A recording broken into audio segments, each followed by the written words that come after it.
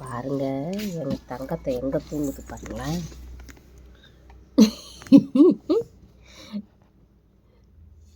இது என்ன ஒரு ஐயோ எங்க பாருங்களா எவ்வளோ அழகா உட்காந்துக்கிட்டு கூடாரம் அடியான் கூடாரம் என்ன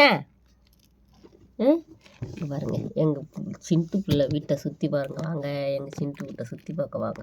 பாருங்க எவ்வளோ அழகாக உக்காந்துட்ட பார்த்தீங்களா பவுனு.